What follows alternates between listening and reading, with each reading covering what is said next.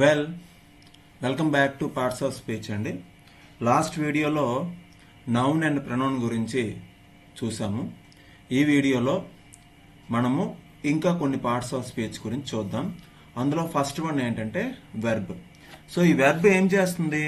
Verb అంటేనే action, పని గురించి చెప్పేది వెర్బ్. ఓకేనా? క్రియ గురించి చెప్పేది వెర్బ్. ఓకే, సో ఏం చెప్తుందంటే ఒక పని, యాక్షన్ గురించి చెప్తుంది. అలాగే స్టేట్ ఆఫ్ బీయింగ్, స్థితి గురించి చెప్తుంది. స్టేట్ ఆఫ్ బీయింగ్ అంటే స్థితి గురించి చెప్తుంది. స్థితి అంటే ఏంటి ఇక్కడ అంటే, ఫర్ ఎగ్జాంపుల్ నేను ఒక టీచర్ని, ఐఎమ్ ఏ టీచర్. నా స్థితి ఏంటి? టీచర్. ఓకే, సో దాన్ని ఎలా చెప్తున్నాను ఇప్పుడు?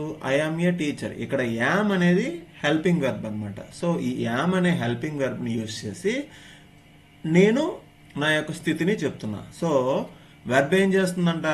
యాక్షన్ గురించి చెప్తుంది, స్టేట్ ఆఫ్ బీయింగ్ గురించి కూడా చెప్తుంది. ఇంకా ఏం చెప్తుంది అంటే, వెర్బ్ అంటుంది నేను లేకపోతే సెంటెన్సే కంప్లీట్ అవ్వదు అంటుంది. అంటే verb is essential for every complete sentence. Verb అనేది ఒక సెంటెన్స్ కంప్లీట్ అవ్వడానికి దాని యొక్క రోల్ చాలా ఉందన్నమాట. ఓకే, అది లేకపోతే సెంటెన్సే ఫామ్ అవ్వదు. ఓకే, ఇంకా ఏం చెప్తుందంటే ఒక సబ్జెక్ట్, ఆ సబ్జెక్ట్ ఏమైనా కావచ్చు. ఓకే, సబ్జెక్ట్ అంటే మన పేర్లేనండి, లేదంటే ఒక యానిమల్ పేరండి, లేదు అంటే pronoun I, we, you, they, he, she ఇవన్నీ ఉన్నాయి కదా, అవి సబ్జెక్ట్ ప్లేస్లో పెడతాం కదా. అది ఏం చేస్తుంది? డూయింగ్ లేదా ఎక్స్పీరియన్సింగ్, ఏం అనుభవిస్తుంది అని. దానికి ఇక్కడ మనకి కొన్ని ఎగ్జాంపుల్స్ ఇచ్చారు. చూడండి. Okay, examples. Okay, run, think, become, is, seem, study, ఇవన్నీ కూడా వెర్బ్కి ఎగ్జాంపుల్స్ అనమాట. అయితే వెర్బ్లో ఇంకా కొన్ని టైప్స్ ఉన్నాయి. ఏంటి ఆ టైప్స్ అంటే, ఫస్ట్ వన్ ఏం చెప్తుంది? ఇందాక చెప్పినట్టుగా యాక్షన్ గురించి చెప్తుంది. ఒక ఫిజికల్ ఆర్ మెంటల్ యాక్షన్ గురించి చెప్తుంది. Physical action jump, mental action okay right. Okay, physical కూడా అవుతుంది. అంటే రైట్ అనేసరికి ఫిజికల్, మెంటల్ యాక్షన్ రెండో అవుతుంది. ఇదంతా ఎందుకు? మనం సింపుల్గా గుర్తుపెట్టుకుంటాం. ఎలా అంటే పని గురించి, పని అంటే యాక్షన్ గురించి చెప్పేది వెర్బ్. ఇంకా ఏం చెప్తుంది? వెర్బ్లో లింకింగ్ వెర్బ్ కూడా ఉంటాయి. Linking verb. So linking verb ఏం చేస్తుంది అంటే, ఇక్కడ లింకింగ్ వెర్బ్ అనేసరికి బీ ఫామ్ వెర్బ్స్ వస్తాయి. ఆల్రెడీ బీ ఫామ్ వెర్బ్స్ అంటే ఈజ్, యామ్, ఆర్, వజ్, వర్. అలాగే లింకింగ్ వెర్బ్స్ అంటే ఏంటంటే సీమ్, ఎపియర్, బికమ్. అయితే ఇక్కడ మనం కొంచెం ఆలోచించాలి. దీని మీద బిట్ రావడానికి ఛాన్స్ కూడా ఉంది. ఒక కాంప్లిమెంట్ ఉందండి. అసలు కాంప్లిమెంట్ అంటే ఏంటి చూద్దాం. ఫర్ ఎగ్జాంపుల్ రవి అనేటటువంటి ఒక పర్సన్ ఉన్నాడు. ఓకే, మనం ఏం చెప్తామంటే రవి ఈజ్ హ్యాండ్సమ్ అని అన్నాము. రవి అనే అతను హ్యాండ్సమ్ గా ఉన్నాడు. ఇక్కడ హ్యాండ్సమ్ అనే వర్డ్ ఎవరి గురించి చెప్తుంది? రవి గురించి చెప్తుంది. సో ఇక్కడ హ్యాండ్సమ్ ఏమవుతుందంటే కాంప్లిమెంట్ అవుతుంది అనమాట. ఓకేనా? రవి అనే సబ్జెక్ట్ ప్లేస్ లో ఉన్న పర్సన్ గురించి చెప్తుంది కాబట్టి, అంటే రవి అనే ఆయన సబ్జెక్ట్ ప్లేస్ లో ఉన్నాడు. ఆ సబ్జెక్ట్ గురించి హ్యాండ్సమ్ అనే వర్డ్ చెప్తుంది కాబట్టి ఇది ఏమవుతుందంటే సబ్జెక్ట్ కాంప్లిమెంట్. ఓకే, అలా అన్నమాట. అలాగే ఆబ్జెక్ట్ కాంప్లిమెంట్ కూడా ఉంటుంది. ఓకే, అది ఎలాగా అంటే చూడండి. I met A leader rich man అన్నాం అనుకోండి. ఐ మెట్ ఏ లీడర్, నేను ఒక లీడర్ని కలిశాను. లీడరు ఆ పక్కన ఏముంది? రిచ్ మ్యాన్ ఉంది. ఆ రిచ్ మ్యాన్ ఎవరి గురించి చెప్తుంది? లీడర్ గురించి చెప్తుంది. అక్కడ రిచ్ మ్యాన్ ఏమైందంటే, లీడర్ చివరిలో ఉంటే ఆబ్జెక్ట్ కదా, లీడర్ అనేది చివరి ఉంది కదా, ఆబ్జెక్ట్ కదా. రిచ్ మ్యాన్ అనేది ఎవరి గురించి చెప్తుంది? లీడర్ గురించి చెప్తుంది కదా. సో ఈ రిచ్ మ్యాన్ అనేది ఆబ్జెక్ట్ కాంప్లిమెంట్. ఆ విధంగా సబ్జెక్ట్ కాంప్లిమెంట్, ఆబ్జెక్ట్ కాంప్లిమెంట్ ఉంటాయి. దీని గురించి నేను ఒక డెడికేటెడ్ వీడియో చేస్తాను. ఒక ఫుల్ డీటెయిల్గా ఒక వీడియో చేస్తాను. దాంట్లో మనం ఇంకా డెప్త్గా చూడొచ్చు. ఓకే, అయితే ఇక్కడ ఏంటి మరి లింకింగ్ వర్బ్ ఏం చేస్తుంది? ఇక్కడ చూడండి. Is, am, are, was, వర్రు, seam, ఎపియరు, బికము, look, ఇలాంటి లింకింగ్ వర్బ్స్ తర్వాత ఏమొస్తుందంటే కాంప్లిమెంట్స్ అనేవి వస్తాయి. ఇందాక చెప్పినట్టుగా ఈ కాంప్లిమెంట్కి సబ్జెక్ట్కి మధ్యలో నిలబడి లింక్ చేస్తుంది. అందుకే దాన్ని లింకింగ్ వెర్బ్ అంటే. వెర్బ్ అనేది లింకింగ్ వెర్బ్గా కూడా, లింకింగ్ వర్డ్గా కూడా పనిచేస్తుంది. Okay, third helping verb. దీన్ని ఆక్సిలరీ వెర్బ్ అని కూడా అంటారు. ఈ హెల్పింగ్ వెర్బ్ అనేది కొన్నిసార్లు మెయిన్ వెర్బ్గా, కొన్నిసార్లు ఏమో హెల్పింగ్ వెర్బ్గా యాక్ట్ చేస్తుంది. అక్కడ ఎగ్జాంపుల్స్ చూడండి ఒకసారి.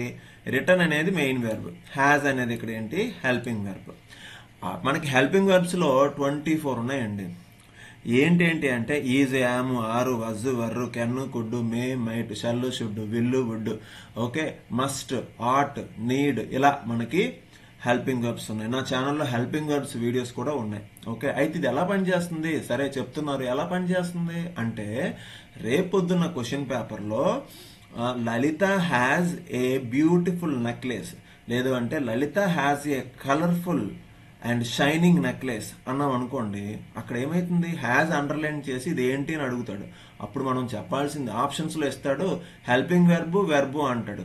మీరు డైరెక్ట్గా వెర్బ్ అని పెట్టారనుకోండి, ఇది వెర్బే కాదని పెట్టారనుకోండి, కొంచెము అక్కడ మార్క్స్ మీకు రాకపోవడానికి అవకాశం ఉంటుంది. ఎందుకంటే హెల్పింగ్ వెర్బ్ అని స్పెసిఫిక్గా ఇచ్చాడు కదా, హెల్పింగ్ వెర్బ్ అని పెట్టాలి. ఓకే, ఆ విధంగా. ఓకే, నెక్స్ట్ ఏంటండి? ట్రాన్సిటివ్. ఓకే, ఒక వెర్బ్ అనేది మనకి transitive, intransitive, active voice, passive వాయిస్లో వస్తుంది. ఓకే, అంటే వెరీ సింపుల్. ఒక వెర్బ్ని మనం కొన్నిసార్లు ట్రాన్సిటివ్ అంటాము, ఇంకొన్నిసార్లు ఇంట్రాన్సిటివ్ అంటాము. అది ఎలాగో చూద్దాం. ఇక్కడ చూడండి, she read a book. Okay, ఇక్కడ రెడ్ పాస్ట్ టెన్స్ కదా. Okay, she read a book past tense కాబట్టి రెడ్ అని చదవాలి. ఓకే, అయితే ఇక్కడ ఈ చదవడం అనేది ఈ సబ్జెక్ట్ షీ నుంచి ఓకే బుక్ వరకు వెళ్ళింది. ఆమె ఏం చదివింది? బుక్ చదివింది అనేది ఆన్సర్ వస్తుంది. ఆమె ఏం చదివింది? What did she read? ఏం చదివింది? బుక్. ఓకే, ఆన్సర్ వస్తుంది. అలా ఆన్సర్ వస్తే ఈ వెర్బ్ని ఏమంటారంటే ట్రాన్సిటివ్ వెర్బ్ అని అంటారు. Transitive verb. అలాంటి వెర్బ్ ఉన్నటువంటి సెంటెన్స్ని మాత్రమే మనం ప్యాసివ్ వాయిస్లోకి మార్చగలము. Okay, that is fine. అయితే ఎగ్జామ్లో ఎలా అడుగుతాడు? ఎలా అడగటానికి స్కోప్ ఉంది అంటే, ఇలా ఇచ్చేసి బాబు ఇది ట్రాన్సిటివా ఇంట్రాన్సిటివా అని అడుగుతాడు. ఓకే, దాన్ని మీరు చేసేటట్టు ఉండాలి.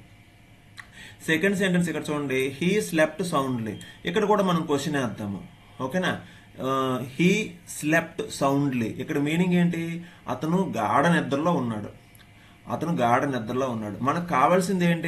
ఇక్కడ ఏంటి? ఆమె ఏం చదువుతుంది అంటే బుక్ అనే ఆన్సర్ వచ్చింది. ఓకే, అతను ఏం పడుకోబెట్టాడు? ఆన్సర్ వస్తుందా? రావట్లేదు. సో ఏం పడుకోబెట్టాడు అంటే సౌండ్లీ అని చెప్పలేం కదా. సౌండ్లీ అంటే ఏంటి? గాఢ నిద్రలో ఉన్నాడని చెప్తుంది, కానీ అతను ఏం పడుకోబెట్టాడు అన్నదానికి ఆన్సర్ లేదు. సో ఇలా క్వశ్చన్ చేసేటప్పుడు ఆన్సర్ లేకపోతే, ఆబ్జెక్ట్ అనేది లేకపోతే అది ఇంట్రాన్సిటివ్ వెర్బ్ అవుతుంది. ఓకే, సింపుల్గా అంతేనండి, ఇంకేం లేదు.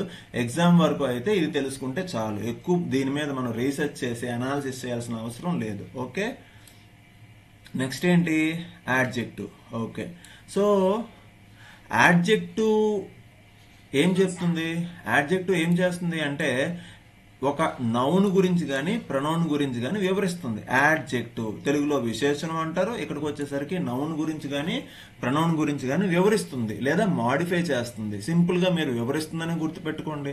ఎందుకు మాడిఫై చేస్తుందంటే, మాడిఫై అంటే ఏంటి? మార్పులు చేర్పులు చేయడం అంటారు. కానీ అది అవసరం లేదు, గుర్తుపెట్టుకోవాల్సిన నెసెసిటీ లేదు, నీడ్ లేదు. కాబట్టి సింపుల్గా నౌన్ని వివరించేది, ప్రొనౌన్ని వివరించేదాన్ని యాడ్జెక్టివ్ అంటారు, తెలుగులో విశేషణం అంటారు. ఓకే, ఇంకా ఏం చేస్తుంది? ఇందులో టైప్స్ చూద్దాం. ఇదంతా మీకు ఆల్రెడీ నేను చెప్పిన సింగిల్ సెంటెన్స్లోనే ఇదంతా మీనింగ్ ఉంటుంది, చూడాల్సిన అవసరం లేదు. ఎగ్జాంపుల్స్ చూడండి, tall boy, tall, red, exciting, several, oldest, expensive. ఇందులో మనకి టైప్స్ ఉంటాయి. టైప్స్ ఏంటి? Descriptive adjective. టైప్ ఏంటి? First one descriptive adjective. ఏం చేస్తుంది? ఒక క్వాలిటీని డిస్క్రైబ్ చేస్తుంది. అవి ఇక్కడ ఎగ్జాంపుల్స్ చూడండి. ఇక్కడ బ్రైట్ ఉందనుకోండి, బ్రైట్ సన్. ఇక్కడ మెస్సీగా ఉందనుకోండి, మెస్సీ సిచ్యువేషన్, గందరగోళంగా ఉన్న సిచ్యువేషన్. స్మూత్ ఉందనుకోండి, స్మూత్ డ్రెస్. ఓకే, లేదు అంటే ఇంకా మనం ఏం చెప్పొచ్చు అంటే smooth bed. Okay, smooth mattress. ఇలా మనం చెప్పొచ్చు అనమాట. నెక్స్ట్ ఏంటి? క్వాంటిటేటివ్ అంటే నెంబర్ గురించి కానీ అమౌంట్ గురించి కానీ చెప్తుంది. ఓకే, అమౌంట్ అంటే మళ్ళీ మీరు అనుకోవచ్చు అమౌంట్ అంటే డబ్బులే కదా అనుకోవచ్చు. అమౌంట్ అంటే మనం జనరల్గా అంటాం అమౌంట్ ఉందా అంటామని. అమౌంట్ అనేది ఏం చేస్తుందంటే ఒక కొలత గురించి చెప్తుంది, ఒక క్వాంటిటీ గురించి చెప్తుంది. ఓకే, లైక్ ఎలా అంటే I want some amount of sugar, can you give me, నాకు కొంత షుగర్ కావాలి, ఇవ్వగలవా, అలా అనమాట. ఓకే, అలాగే క్వాంటిటేటివ్ యాడ్జెక్టివ్ అంటే గుర్తుపెట్టుకోండి నెంబర్స్ గురించి చెప్తుంది. ఓకేనా, కొలతల గురించి చెప్తుంది. 3, మెనీ, ఫ్యూ ఇలా అనమాట. నెక్స్ట్ ఏముంది, డెమాన్స్ట్రేటివ్ యాడ్జెక్టివ్. డెమాన్స్ట్రేటివ్ యాడ్జెక్టివ్ ఏం చేస్తుంది, పాయింట్అవుట్ చేస్తుంది. లాస్ట్ వీడియోలో డెమాన్స్ట్రేటివ్ ప్రొనౌన్ మీకు చెప్పా. అయితే దీనికి దానికి డిఫరెన్స్ ఏంటి అంటే దిస్ ఈజ్ పెన్ అన్నాం అనుకోండి, అక్కడ దిస్ అనేది ఏమవుతుంది అంటే డెమాన్స్ట్రేటివ్ ప్రొనౌన్. అలా కాకుండా దిస్ పెన్ ఈజ్ మైన్ అన్నాం అనుకోండి, ఇది డెమాన్స్ట్రేటివ్ యాడ్జెక్టివ్. ఎలా అంటే ఇక్కడ దిస్ అనేది పెన్ అనే నౌన్ ని వివరిస్తుంది కాబట్టి దీన్ని మనం డెమాన్స్ట్రేటివ్ యాడ్జెక్టివ్ అని అంటాం. Okay, right. దీని గురించి ఇంకా కొన్ని మనం చేద్దాం. అయితే నెక్స్ట్ మనకి ఆర్టికల్స్. ఆర్టికల్స్ లో ఏ, యాన్, ద వీటిని మనం ఆర్టికల్స్ అంటామని చిన్నప్పటి నుంచి మన టీచర్స్ చెప్తున్నటువంటి విషయమే. అయితే ఇక్కడ ఎగ్జామ్ లో ఏం చేస్తారంటే can you give me A pencil అని క్వశ్చన్ ఇచ్చి ఏ అండర్లైన్ చేసి ఏ పార్ట్స్ ఆఫ్ స్పీచ్ అని అడుగుతాడు. అప్పుడు మనకు చిన్న డౌట్ వస్తుంది. తెలిసిన వాళ్ళు చేస్తారు, తెలియని వాళ్ళు ఏ అంటే ఆర్టికల్ కదా, ఆర్టికల్ కూడా ఆప్షన్లో ఇచ్చేస్తాడు మళ్ళీ. ఎందుకంటే పేపర్ సెటర్ మనకన్నా తెలివైన వాడు కాబట్టి ఇచ్చేస్తాడు. సో అప్పుడు మీరు ఖచ్చితంగా ఆర్టికల్స్ అనేవి యాడ్జెక్టివ్ అని ఈ వీడియో ద్వారా మీరు తెలుసుకుంటారు కాబట్టి, ఈ వీడియో ద్వారానే కాదు ఇంతకు ముందే మీకు తెలుస్తుంది కాబట్టి, సో అది యాడ్జెక్టివ్ అని పెడతారు. నెక్స్ట్ ఏంటి, కంపారిటివ్ యాడ్జెక్టివ్. అంటే ఒక యాడ్జెక్టివ్ అనేది కంపేర్ చేయడానికి, like faster, more beautiful. Like for example Mona Lisa is more beautiful than Mounika. Okay, compare చేయడానికి. అలాగే సూపర్లేటివ్ ఏం చేస్తుంది అంటే compares 3 or more things shows the highest degree. ఇంకా మనం డిగ్రీస్ ఆఫ్ కంపారిజన్ లో వీటన్నిటి గురించి నేర్చుకుంటాం. సూపర్లేటివ్ అంటే ఏంటి అంటే మనం ఏ ఏరియాలో అయితే మనము పోల్చుతున్నామో, కంపేర్ చేస్తున్నామో అందులో ఇది బెస్ట్, ఇది వరస్ట్ అని చెప్పడానికి సూపర్లేటివ్ యాడ్జెక్టివ్ ని యూజ్ చేస్తాం. అంతేనండి. ఈ వీడియో మీకు నచ్చినట్టయితే, నచ్చుతుందని అనుకుంటున్నా. ఓకే, ఇంకా పార్ట్స్ ఆఫ్ స్పీచ్ అయితే ఉన్నాయి. వీడియోలు అంతా ఎక్కువైతుంది కాబట్టి అది నేను ఇక్కడ కంటిన్యూ చేయట్లేదు, నెక్స్ట్ వీడియోలో కంటిన్యూ చేస్తాను. ఈ కంటెంట్ మీకు నచ్చినట్టయితే అందరూ చెప్పినట్టుగానే like, share and subscribe. So that నాకేమవుతుందంటే నేను బూస్టప్ అవుతాను, ఇంకా కొంచెం చేయటానికి నాకు హెల్ప్ ఉంటుంది, మోటివేషన్ ఉంటుంది. ఓకే, అలాగనేసి మీరు చేయకపోవడం అని ఉండదు, ఎవరికో ఒకరికి హెల్ప్ అవుతుంది అనేటటువంటి ఉద్దేశంతో చేస్తున్నాను. Thank you. ఓకే, ఇంతవరకు మంచి సపోర్ట్ ఇస్తున్నారు, thanks for that. Thank you. Jai Hind. Keep smiling, keep shining. Okay, right.